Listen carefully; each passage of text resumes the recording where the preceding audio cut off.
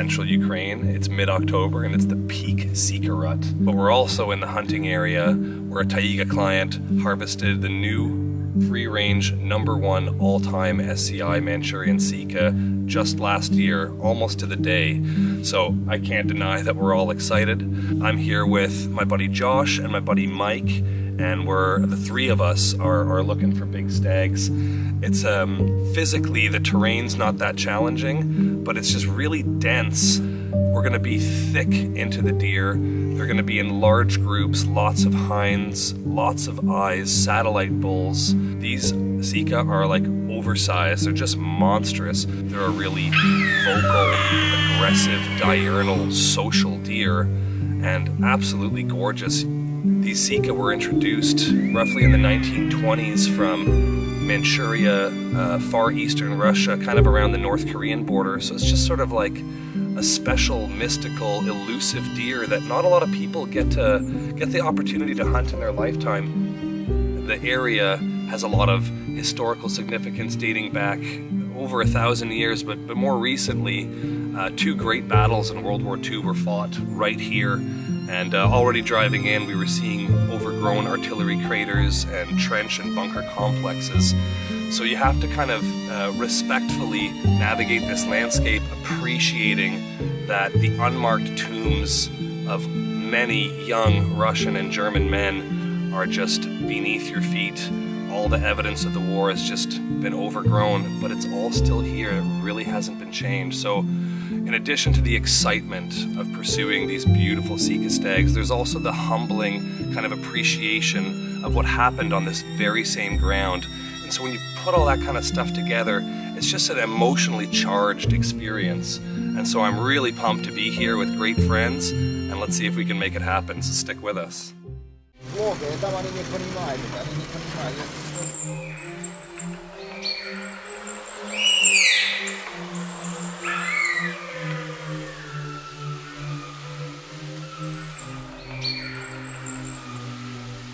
Man, what a neat spot. As you can see, the forest is really dense. This is sort of an overgrown pine plantation.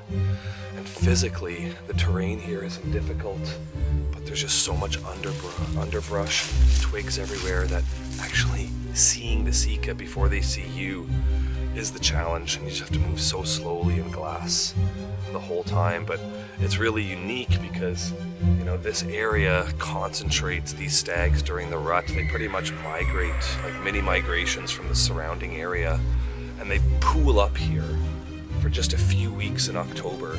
So while it seems like there's Sika everywhere, there are, but they're really from, you know, the surrounding regional countryside, and it's just a magical time to be in the bush here. So I look forward to keep going. We're just in our first outing right now and getting acquainted with this hunting area, but the stags are roaring all around us like it's on right now. Super pumped.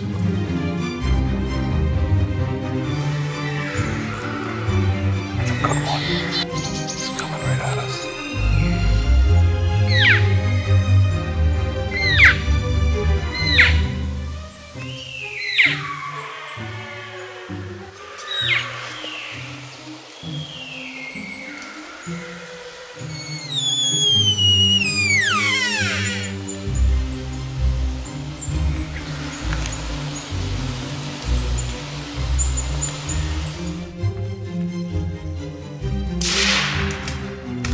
We have been playing cat and mouse with these Sika for days, and there's so many good stags and it's so much action. But with the forest so thick like that, it's just such quick shooting opportunities with brush everywhere. I apologize we couldn't get that shot on film, but it's that or go home without one. So I had to do it, but I watched him go right down. Looks like a nice stag. Let's give him a couple minutes. We'll go check him out.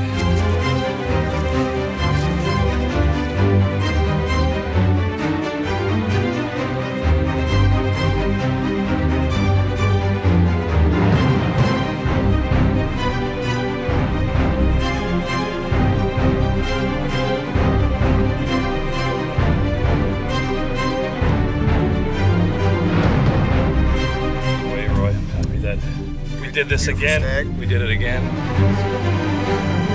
But they're not here. They probably just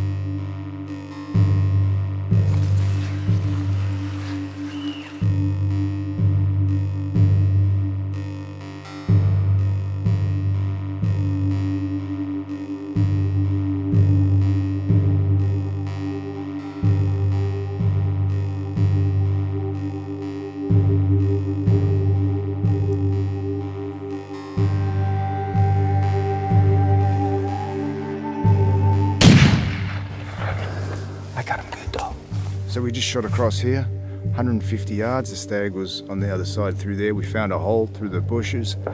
I nearly got it recorded, but Mike had to kill this stag before I could get the camera on it.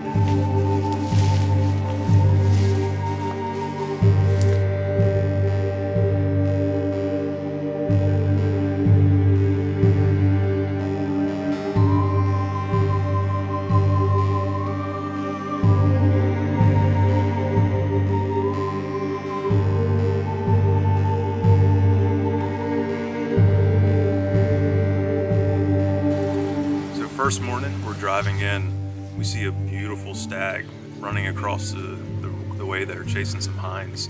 That really just got set the tone for the day. So when we get out, they're just roaring everywhere. I mean, we were surrounded by them.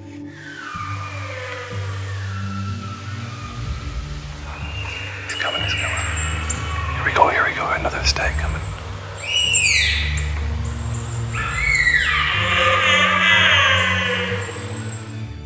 Just this curdling noise coming from the deep forest.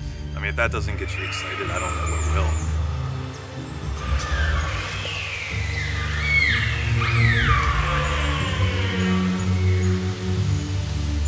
So morning of day 2, we get dropped off, and same as usual, they're roaring everywhere.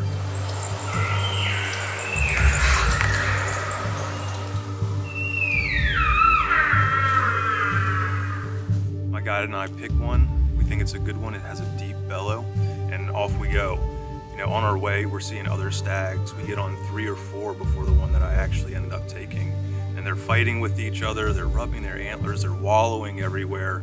We're making our way through the woods. You know, we're looking them, glassing them up, saying, okay, that's a good one, but maybe too small right now. And before I know it, there's a beautiful stag 120 yards away in front of me. Glass him up one last time, decide that he's a shooter. He gave me an excellent opportunity, and we made it happen.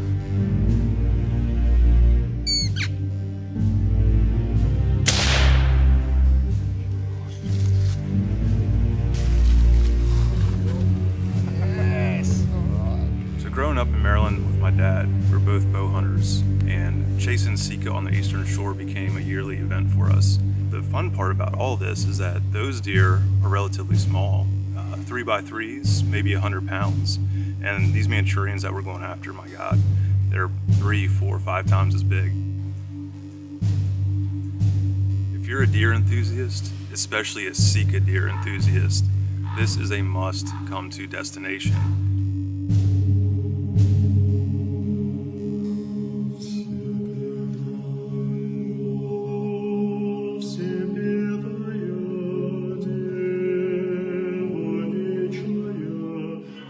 Just humbling.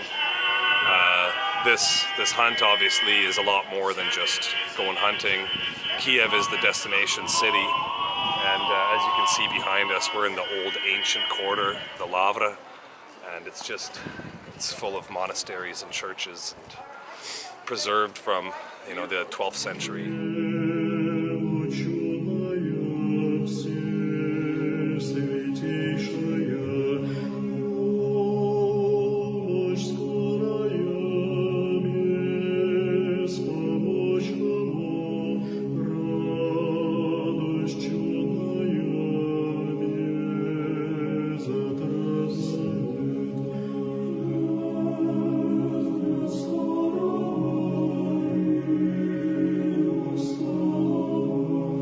Can't tell you how incredible it is to be standing right here and surrounded by the ancient walled city of ancient Kiev. It's just incredible. You have monks singing in the background. It's just a special, beautiful place, so put it on your list. I'd encourage it.